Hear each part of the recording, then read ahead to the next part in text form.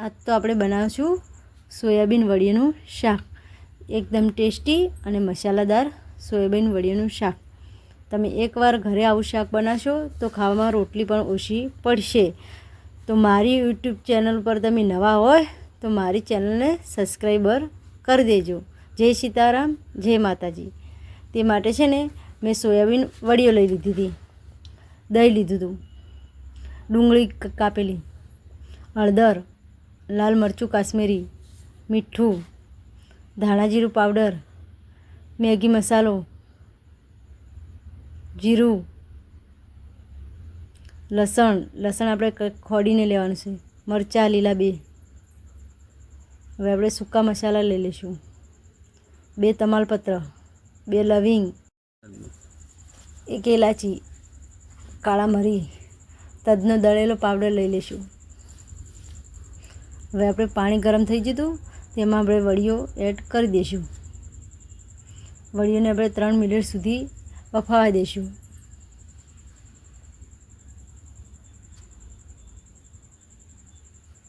તો આપણી 3 મિનિટ થઈ જતી. તો જો આપણી વડીઓ સરસ બફાઈ જતી.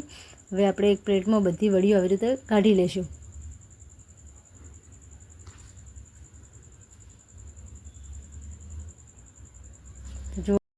તો જુઓ આપણી વડીઓ બફીને તૈયાર થઈ. આપણે 10 મિનિટ સુધી એને ઠરવા મૂકી દઈશું. હવે આપણે એક કઢાઈ લઈ લીધી હતી. કઢાઈમાં આપણે 1 ચમચા જેટલું તેલ એડ કરીશું. આપણું તેલ ગરમ થઈ જતું. આપણે જે ડુંગળી કાપેલી તે બધી તેલમાં ફ્રાય કરી લઈશું અને આપણે ચમચાની મદદથી હલાવતા રહીશું. ગેસને આપણે મીડિયમ સાઈડ ઉપર જ રાખીને આવી રીતે ફ્રાય કરવાની છે.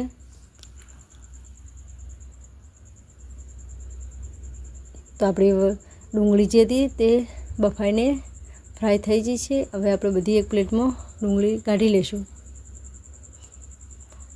તેને પણ આપણે 10 મિનિટ સુધી એક બાજુ ઠરવા મૂકી દઈશું. તો જો આપણી વડીઓ જે હતી તે ઠરીને તૈયાર થઈ ગઈ છે. આપણે બધી એમાંથી પાણી નેચવીને કાઢી લઈશું. આપણે વડીઓને છે ને આવી રીતે દબાઈને નેચવાની છે, એટલે કે પાણી જે અંદર હોય તે બધું નીકળી જશે. એટલે આવી રીતે આપણે વડીઓ થોડી કરીને બધી આવી રીતે નીચવીને લઈ લઈશું.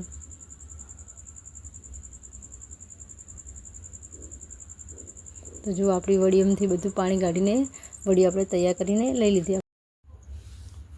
તો આપણે તપેલામાં 1 ચમચા જેટલું તેલ લઈ લઈશું. તેલને આપણે ગરમ થવા દઈશું. આપણું તેલ ગરમ થઈ જાય એમાં આપણે વડીઓ હતી તે બધી એડ કરી દઈશું. વડીઓને છે ને આપણે તેલમાં ફ્રાય કરી દઈશું ને ચમચાની મદદથી આવી રીતે હલાવતા રહીશું. આપણી વડીઓ ચોંટી ના જાય તે માટે.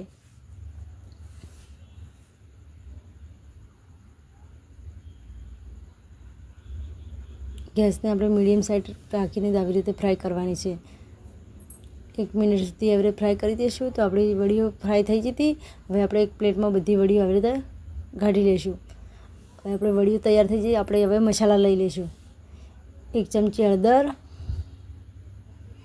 1 ચમચી મરચું, અડધી ચમચી મીઠું, ધાણા જીરું એડ કરીશું. 1 વાટકી જેટલું દહીં એડ કરીશું. દહીં આપણે હંમેશા મોડું જ લેવાનું છે. દહીંને પણ આપણે સારી રીતે હાથની મદદથી મસાલાની અંદર મિક્સ કરી દઈશું. હવે આપણે જે લસણ કટિંગ કર્યું હતું ટીચેલું તે અંદર એડ કરી દઈશું. લસણને પણ સારી રીતે મિક્સ કરી દઈશું. હવે આપણે 10 મિનિટ સુધી તેને એક બાજુ મૂકી દઈશું. હવે આપણે એક જગ લઈ લઈશું. જગની અંદર આપણે જે ડુંગળી ફ્રાય કરેલી ઠરવા મૂકી હતી તે અંદર એડ કરી દઈશું.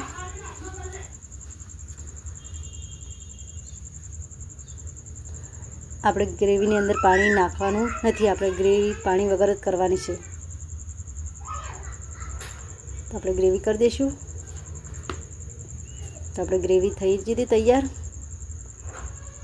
આપણે કઢાઈમાં 2 ચમચા જેટલું તેલ લઈ લઈશું.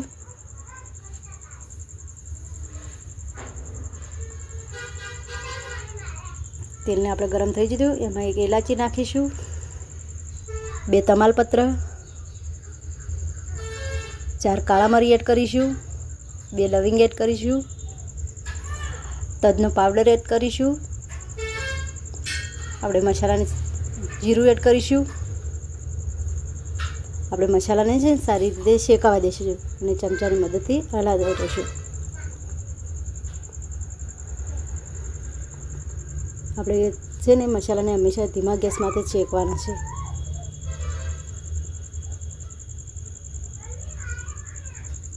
આપણા મસાલા શેકાને તૈયાર થઈ જતા એમાં લીલા મરચાં 2 એડ કરીશું. મરચાં મેં તીખા લીધા હતા, તમારે મોળા લેવા તો પણ લઈ શકો છો. આપણે તેને સારી રીતે શેકાવા દઈશું 1 મિનિટ સુધી.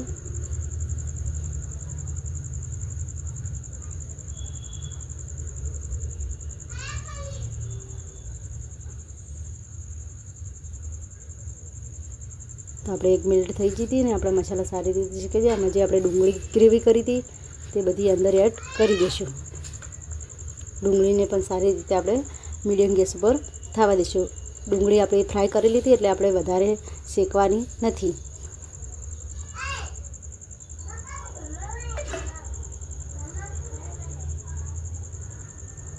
તો આપણી ડુંગળી શેકાઈને તૈયાર થઈ ગઈ. આપણે જે વડિયાનો મસાલો તૈયાર કર્યો સોયાબીન વડિયાનો તે બધો અંદર એડ કરી દઈશું. તેને પણ આવી રીતે ચમચાની મદદથી હલાવતા રહીશું. અને જે આપણે વડિયામાં જે મસાલો ચોટાડ્યો હતો વાડકાની અંદર તે ધોઈને અંદર વેડી દઈશું મસાલો. તેને પણ આવી રીતે સારી રીતે મિક્સ કરી દઈશું. તો તમને મારી રેસીપી કેવી લાગી તો મારી યુટ્યુબ ચેનલને સબસ્ક્રાઈબર કરવાનું ના ભૂલતા. જય સીતારામ, જય માતાજી. તો આપણે છે ને થોડી કસ્તુરી મેથી એડ કરી દઈશું.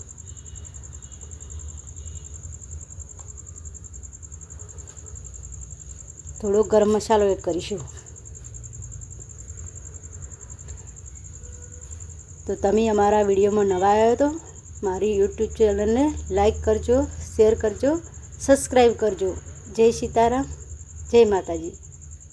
આપણે હવે ઢક્કન ઢાંકીને થોડીવાર થવા દઈશું.